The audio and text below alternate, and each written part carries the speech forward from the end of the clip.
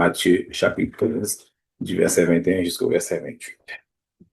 Jésus étant parti de là, se retira dans le territoire de Tyr et de Sidon.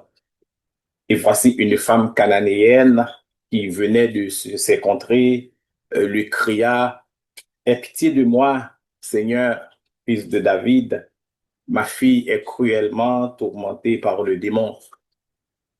Il ne lui répondit pas un mot. Et ses disciples s'approchèrent et lui dirent avec instance, renvoie-la, car elle crie derrière nous. Et il répondit, je n'ai été envoyé qu'aux brebis perdues de la maison d'Israël.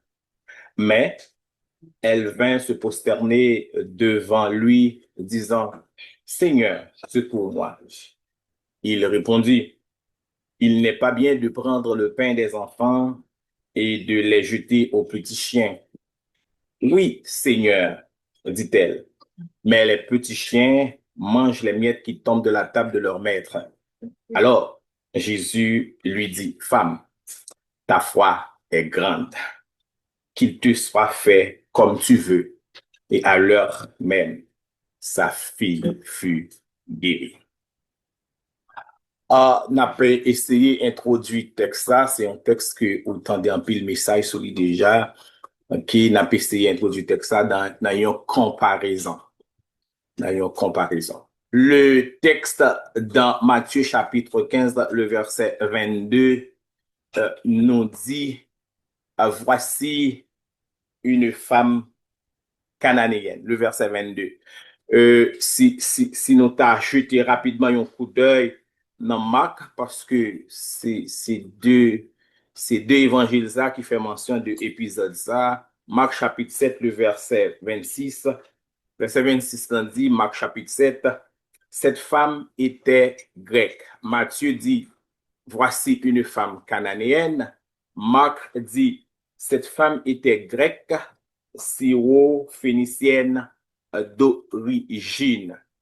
Les deux textes ne sont pas contradictoires. Les deux textes, au contraire, se complètent. Donc, la femme était grecque. Okay. Qui dit grecque dit étrangère par rapport à la nation juive. Et qui dit étrangère dit païenne. Donc, la femme était une femme païenne. Mais Marc lui-même lui insistait sur l'origine même de la femme. Ce passage lui posait plusieurs questions. D'où vient la foi, la grande foi de cette femme étrangère? Sur quelle base Jésus peut-il affirmer à la femme que sa foi est grande? D'où notre sujet, c'est les caractéristiques d'une grande foi. Les caractéristiques d'une grande foi. Nous avons deux questions. D'où vient la grande foi de cette femme étrangère? Puisque la femme était une femme étrangère, et sur quelle base Jésus peut-il affirmer à la femme que sa foi est grande? Dans la parole de Dieu, le juif et le grec sont mis en opposition. Le juif est celui qui pratique le judaïsme, autrement dit, juif là, c'est moun qui suivent la loi que bon Dieu te baille Moïse pour le baille peuple là. De naissance, la femme est grecque, syro-phénicienne, ça veut dire. Ça veut dire, premièrement, la femme est de culture, deuxièmement, d'éducation, troisièmement, d'état d'esprit opposé au judaïsme. Je vais vous prendre ça. Nous dit de naissance, la femme est grecque, syro-phénicienne. Ça veut dire la femme est de culture, d'éducation et d'état d'esprit opposé au judaïsme. Cette femme étrangère qui ne connaît pas la loi judaïque, qui n'a aucune culture juive, Jésus lui-même lui déclarait de n'être venu que pour les brebis de la maison d'Israël. Ça veut dire par là, Jésus affirmait que femme non, Jésus même affirmait que femme non sont femmes étrangères que liées. Parce que le déclarer femme non, moi-même pas venu pour l'autre monde que les brebis de la maison d'Israël. Pourtant, Jésus déclaré que femme nan gagne une grande foi. Et à partir de cette grande foi, petite fille là a joint une guérison. D'où lui venait cette foi. Nous allons regarder ensemble le contexte de cette femme. Regardez ça. L'épithète syro-phénicien sous-entend que cette femme était de race mixte, c'est-à-dire à moitié phénicienne, la Phénicie au nord d'Israël, dont la capitale est Sidon, donc cananéenne, et à moitié syrienne. Ma comprendre. Et peut-être si vous phénicien voulait dire que femme nan li sorti dans une race qui mélangée, une race qui mixte à moitié phénicienne et à moitié syrienne. Selon Genèse chapitre 10, le verset 15, nous pas bien lire texte, le territoire de Sidon dans le nord était véritablement peuplé de Cananéens. Ces Cananéens, avant la conquête d'Israël, Israël était habité par les Cananéens. Et au fur et à mesure que le peuple a commencé à rentrer en Israël, conquête a commencé faite, la majorité des Cananéens étaient plus repoussés dans le nord d'Israël. Et parce que ils étaient plus repoussés dans le nord d'Israël et l'Éternel t'a demandé de passer l'ordre pour détruire tout Cananéen ça yo et peuple Israël pas détruit Cananéen yo, les yo t'es arrivé dans le nord, yo t'es préféré cohabiter ensemble avec Cananéen yo. Donc le territoire de Sidon était véritablement peuplé de Cananéens. Sidon, qui est Sidon? Sidon, c'était petit et c'était fils aîné de Canaan. Qui est-ce Canaan? Canaan, c'était petit Cam. Qui est-ce Cam? Cam, c'était petit Noé. Et que Noé était madichonné, descendant de Cam qui est Canaan. Donc, Canaan était ramassé avec un madichon et Sidon vient hériter, malédiction raciale ça. Et texte a dit, cette femme était caractérisée premièrement par sa langue grecque, deuxièmement sa race phénicienne d'origine et troisièmement sa province de culture syrienne. Ça m'a compris.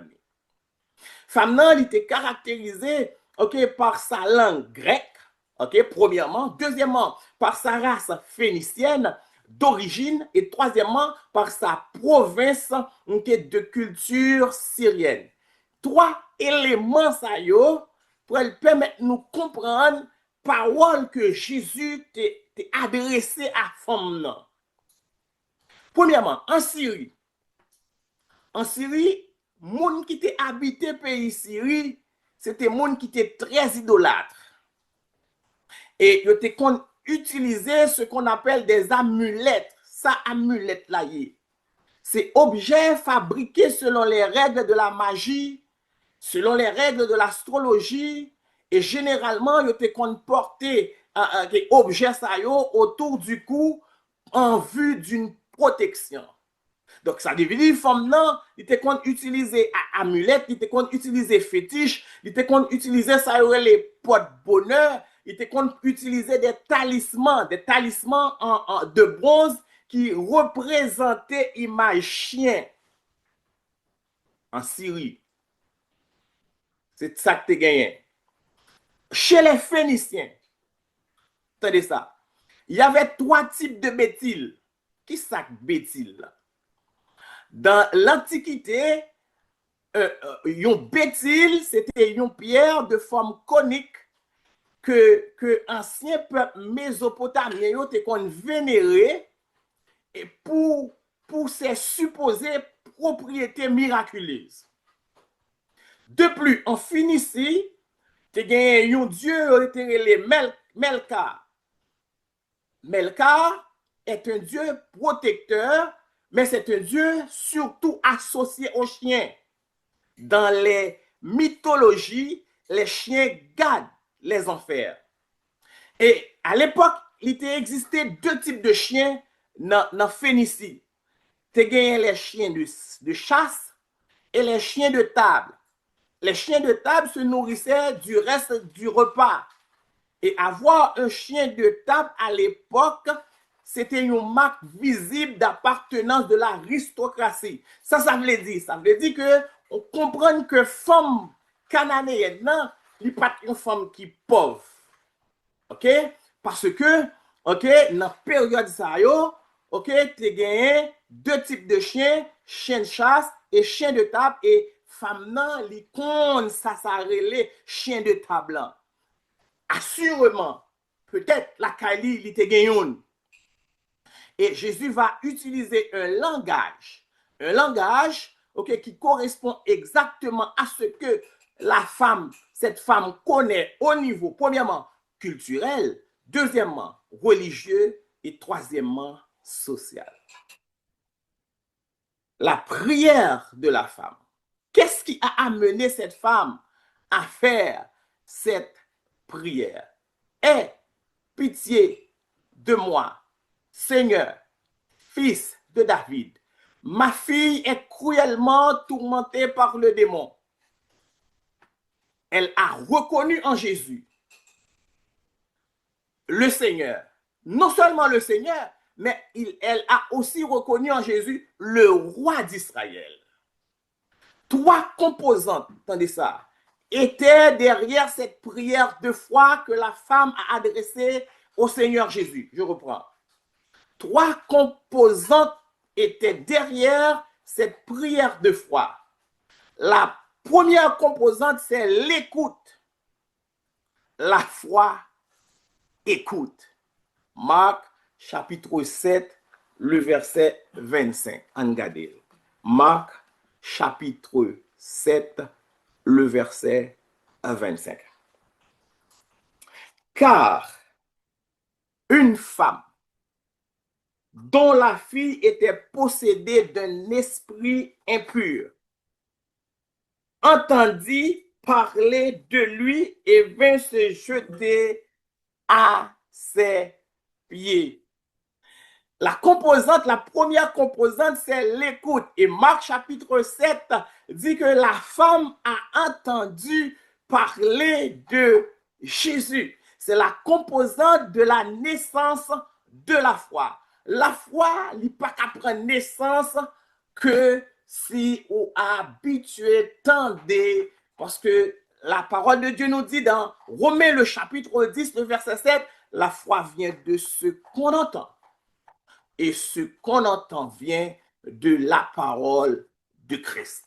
Nous avons remarqué que le texte n'a pas dit la foi vient, la foi vient de ce qu'on entend vient de la parole de Dieu. Non, le texte n'a pas dit la parole de Dieu. Il dit la foi vient de ce qu'on entend et ce qu'on entend vient de la parole de Christ. Donc Christ, c'est la parole révélée. Entendre parler de Jésus. La femme a entendu parler de Jésus. La première composante de la foi, c'est l'écoute. Entendre parler de Jésus, c'est tenir compte de ce qui a été dit de Jésus. Pas pour prendre ça. Entendre parler de Jésus, c'est tenir compte de ce qui a été dit de Jésus. Il est le Seigneur. Il est le fils de David. Voici une femme cananéenne qui venait de ces contrées et lui cria, aie pitié de moi, premièrement, Seigneur. La femme reconnaît en Jésus qu'il est le Seigneur. Deuxièmement, fils de David. La femme reconnaît en Jésus qu'il est le fils de David. Et ça veut dire Seigneur, ça veut dire fils de David. Ça veut dire la femme reconnaît la seigneurie de Jésus. Donc, et en reconnaissant la seigneurie de Jésus, c'est comme la femme veut que Jésus soit son Seigneur. Ensuite, fils de David. Et pour qui ça femme nan adressé Jésus sous nom fils de David? Ayant entendu parler de Jésus. Donc, ça veut dire, non, information que femme nan prend sur Jésus, ben, la en profondeur pour le connaître que fils de David signifie qu'il est l'héritier du trône d'Israël. Et en tant qu'héritier du trône d'Israël, il est le roi d'Israël. Et en tant que roi, moun qui roi, c'est moun qui a pouvoir dans men. Moun qui roi, c'est moun qui a autorité dans men. Moun qui roi, c'est moun qui si par hasard ou t'as tombé dans prison, eh bien roi a pouvoir assez pour faire grâce pour libérer vous. Donc femme nan, puisque elle reconnaît en Jésus l'autorité royale, eh bien elle adresse autorité royale ça pour qu'elle joigne liberté pour petite fille. Il est le Seigneur. Il est le fils de David. En d'autres termes, il est celui qui est capable de délivrer de l'emprise démoniaque. Femme nan comme ça. Parce qu'elle t'entendait parler de Jésus. Et à partir de ça, la foi femme n'en prend naissance. Et non seulement la foi femme n'en prend naissance, mais la foi femme n'en prend grandit jusqu'à ce que les joignent guérison pour petite fille là. C'est une écoute attentive. La femme a écouté. La femme a prêté attention aux propos concernant Jésus. Entendez ça. Le mot hébreu qui traduit écoute, c'est Emouna. Emouna qui signifie disposition intérieure. Tenez ça, ou pas qu'à gagner une bonne écoute si ou pas disposition intérieure qui propre à écouter. Ou pas qu'à gagner une bonne écoute si tu n'es pas disposé intérieurement. La bonne écoute passe par une bonne disposition intérieure. La femme a tenu compte des paroles qu'elle a entendues concernant Jésus. Ça, c'est la composante écoute. Maintenant, suivons là. La foi est formée de 3 lettres. F, O, I. Ici, la composante écoute, c'est la lettre O pour oïr. O-I-R. Oïr. Oïr, c'est le verbe qui signifie percevoir les sons et les bruits. C'est un verbe utilisé pour exprimer l'action d'écouter. Oïr.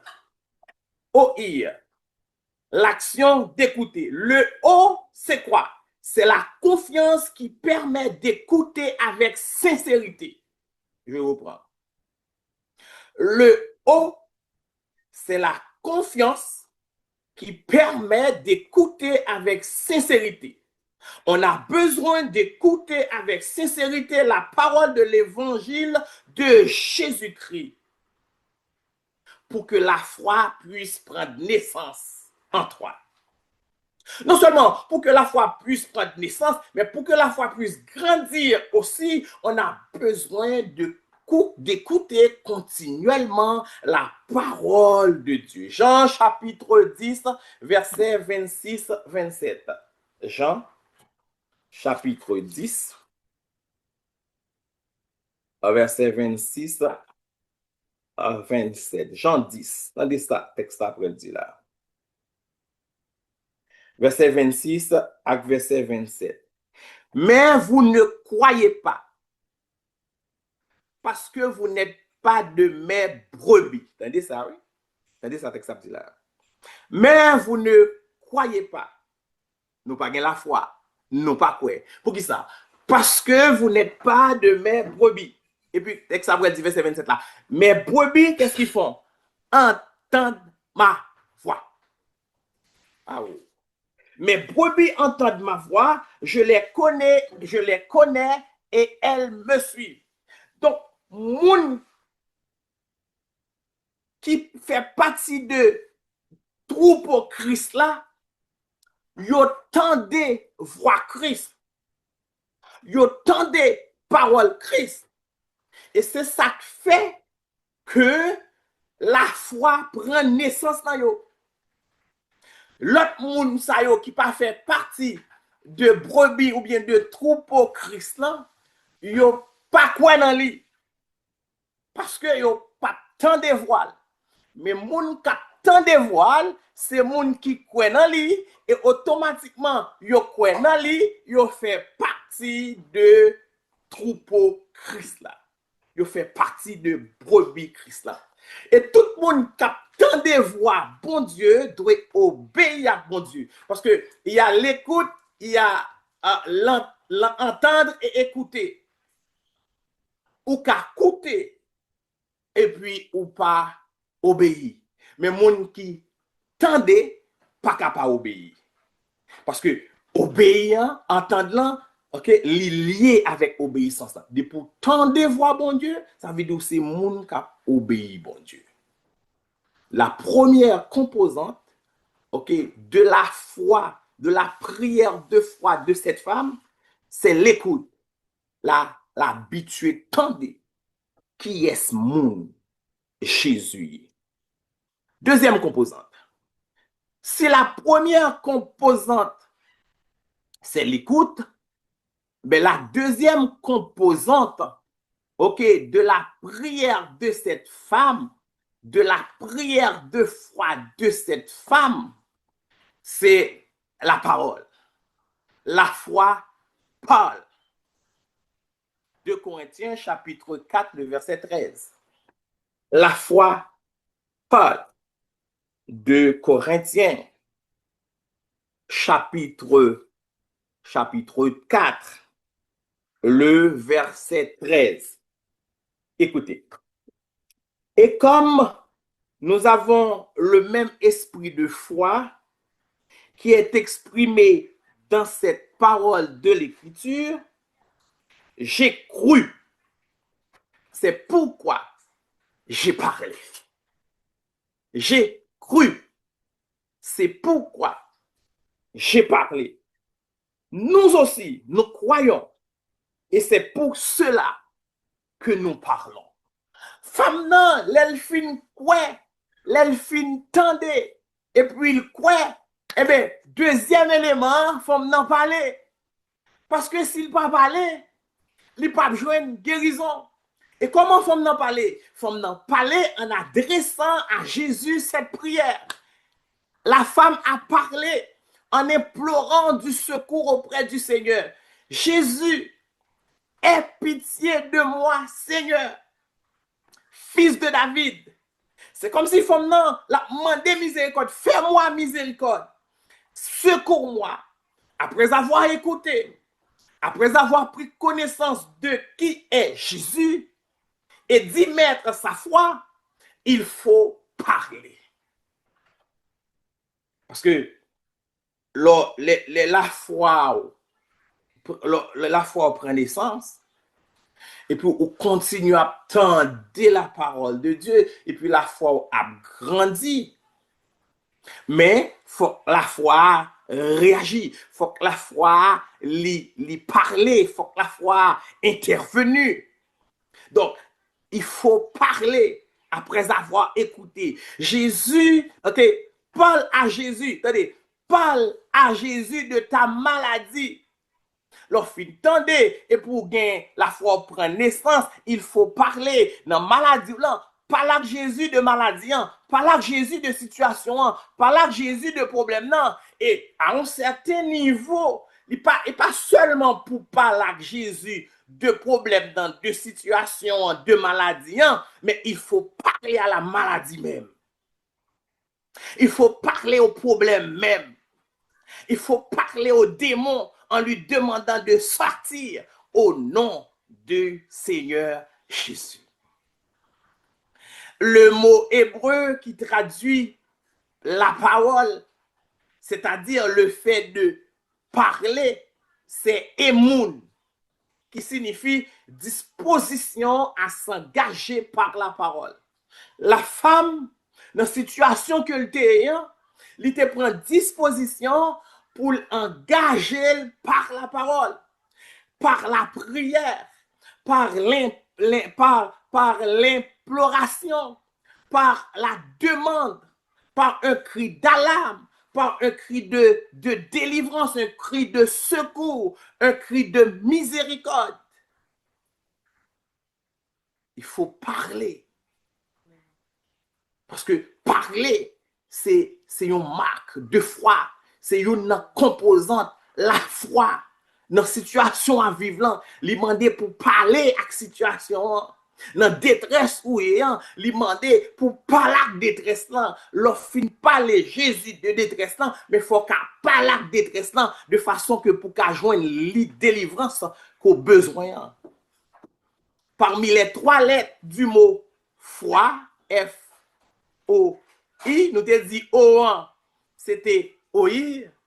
Ça veut dire, c'est le fait d'écouter, c'est prédisposition à écouter. Ok, deuxième lettre, c'est la lettre I. La lettre I pour implorer, pour intercéder. Le I, c'est l'intercession, c'est l'imploration. La femme a intercédé auprès de Jésus pour sa fille. La femme a imploré Jésus pour sa fille. Le I, c'est la confiance qui permet de parler avec engagement. Le I, c'est la confiance qui permet de parler avec engagement. Si première composante dans la prière de foi que femme nan te adressée à Jésus, si première composante c'était l'écoute, la foi écoute. Si deuxième composante c'était la parole, la foi parle. Troisième composante c'est l'action. La foi agit. Et là, je demandé pour prêter toute attention. Femme n'entendait parler de Jésus. C'est l'écoute. Femme n'a li implorer Jésus. C'est l'intercession. Entendez ça. Dieu ne répond pas si la foi n'est pas complète. La femme a écouté. Sa foi a pris naissance. La femme a parlé. C'est l'intercession. Mais il manquait la chose la plus importante. Il manquait l'action. La foi agit. Dieu ne répond pas si la foi n'est pas complète. Là, il manque à la femme le F. Vous faites F, O, I. O, c'est oïr.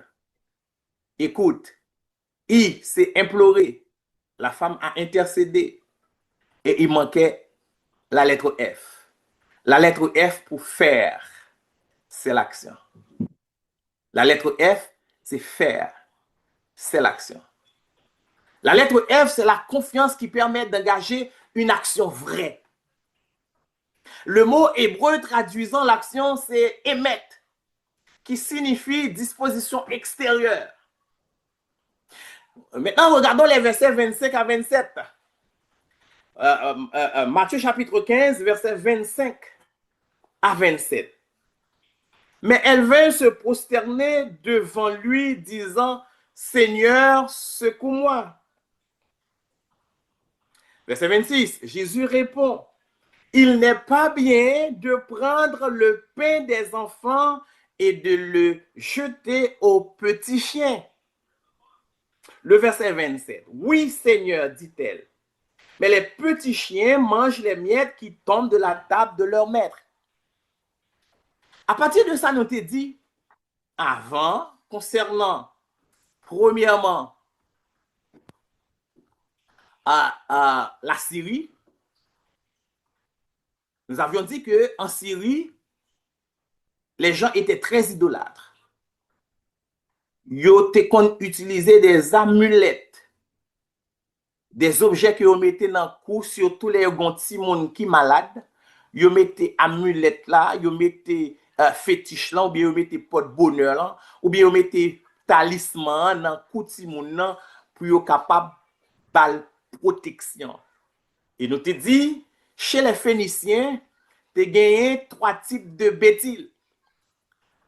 Bétil là, c'est une sorte de pierre que yo kon utiliser et pierre ça t'est supposé gagner des propriétés miraculeuses.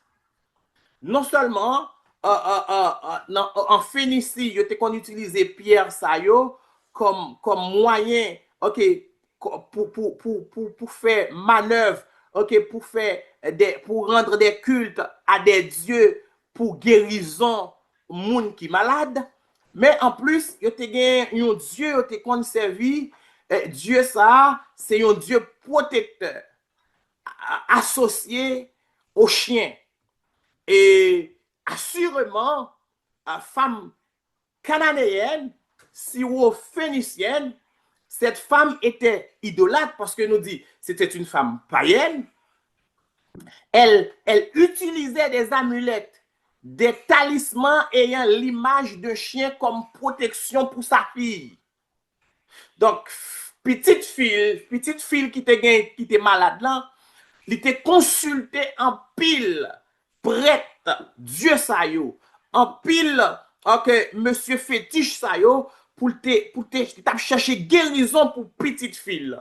Et assurément, yo te bali quelques potes bonheur pour petite fille, mais en dépit de tout ça, femme nan te qu'on fait, rien pas de marché. L'ité qu'on utilisait des talismans, des porte bonheur pour protection petite fille là, l'ité qu'on vénérait et les bétiles, pierre conique ça yo comme propriété miraculeuse. Et tout ça femme nan te qu'on utilisait pas qu'on bail aucun résultat. Le dieu Melka associé au chien n'a pu rien faire pour elle non plus. Voilà pourquoi la femme devait poser l'acte fondateur, sachant qu'elle avait déjà écouté, attendez ça, elle avait déjà parlé, c'est-à-dire intercédé. C'est quoi l'acte fondateur? L'acte fondateur, c'est se détacher des amulettes, c'est se détacher des talismans, des bétiles, se détacher du dieu Melka associé au chien pour s'attacher à la parole de Jésus. Et comment elle a fait cela? Verset 26. Il n'est pas bon de prendre le pain des enfants et de les jeter aux petits chiens. Attendez ça. Le pain, c'est cette parole de délivrance. Le pain, c'est cette parole de guérison. C'est cette parole de transformation. C'est le pain de haute qualité. C'est le pain de proposition sur la table dans le lieu très saint que seuls les prêtres pouvaient manger. Jésus dit, femme nan, li pas bon pour me prendre petit mounio pour me jeter li bay chien.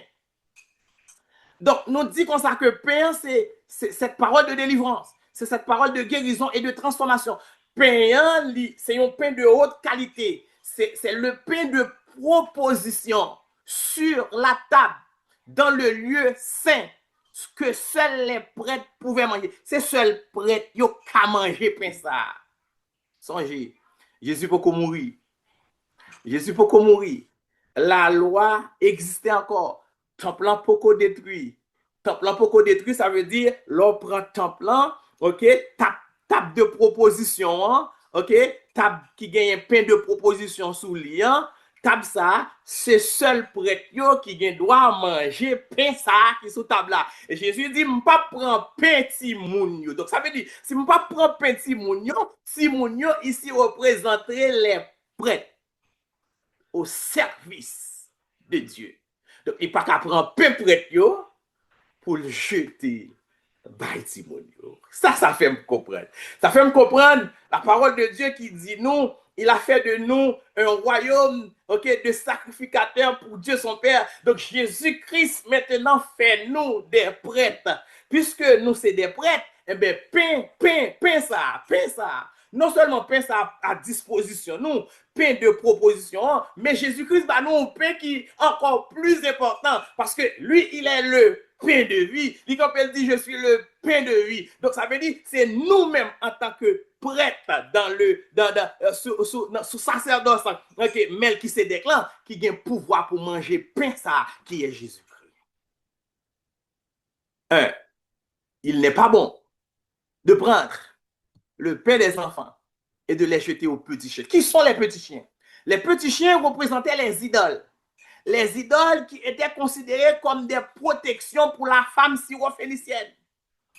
Toute allumette, toute amulette, toute porte-bonheur qui était une représentation chien là-dedans, chien ça c'est idole ça le représenté. Donc le pain sacré ne doit pas être jeté ou offert à ces idoles considérées comme des chiens. Et puis la femme répond, la femme peut répondre. Il a regardé structure, la structure que la femme répond non. La femme répond non. Dans la même structure, Jésus employé pour dire il n'est pas bon de prendre le pain des enfants et de les jeter aux petits chiens. La femme n'a pas reprendre la même structure ça pour le bail Jésus réponse là. Donc ça montre que la femme c'est ton femme intelligente. Ça montre que la femme c'est ton femme aisée. C'est pas une femme qui n'a pas de connaissances. Son femme aisée. Et dans Matthieu chapitre 15, verset 27, femme n'a dit, oui, les petits chiens mangent les miettes qui tombent de la table de leur maître. La femme va employer le mot table. Remarquez, Jésus n'a pas employé le mot table. Parce que Jésus employait le mot pain. Le pain, est sur la table. Mais Jésus n'a pas employé le mot table. C'est femme qui a employé le mot table là. Ça veut dire que femme apprend en pile bagaille. Il apprend en pile bagaille concernant le temple.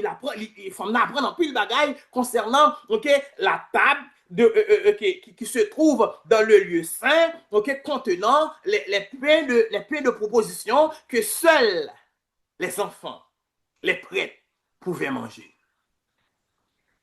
Donc la femme va employer le mot table placée dans le lieu très saint que Jésus n'a pas employé.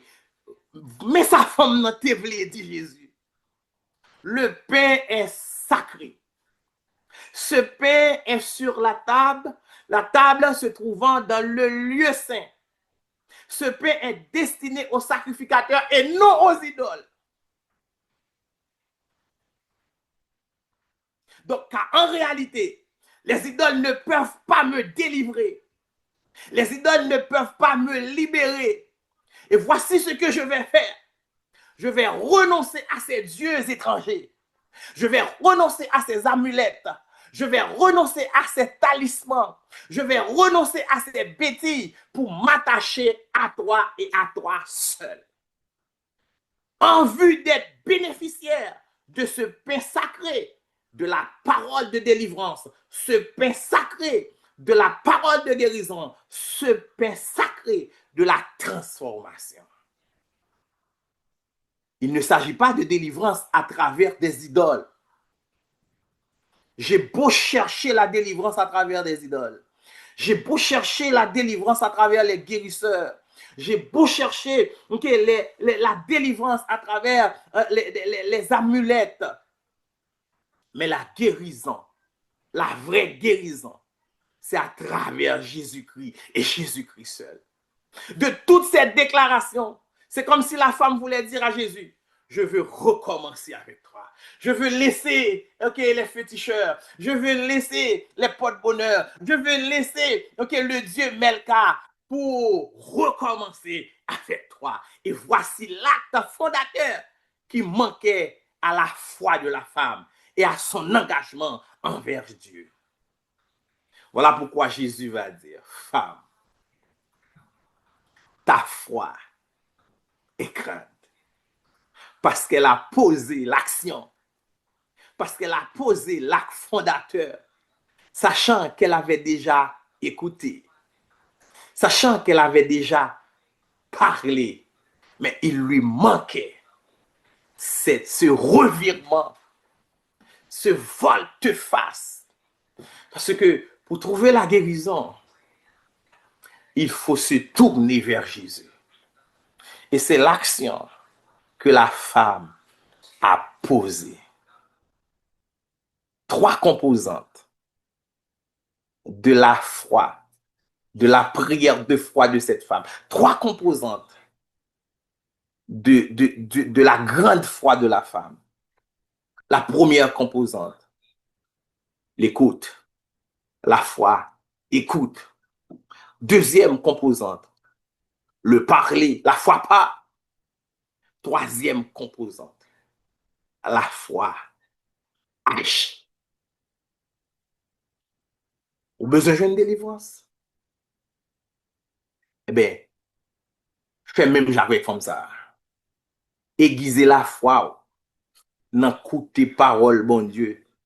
Parce que à chaque fois, on a écouté parole, bon Dieu, la foi a augmenté et puis automatiquement la foi a grandi. Eh bien, l'on fait face à situation, à moment difficile qui présentait devant là. On a parlé, à bon Dieu et puis on a parlé aussi avec problème qui fait face à volant pour sortir là-dedans. Mais ça prend un volte-face. Ça prend un revirement.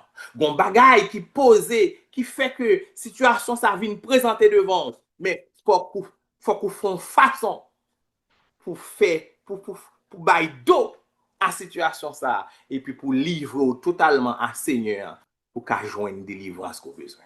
La foi parle, la foi écoute et la foi agit. Que le Seigneur vous bénisse.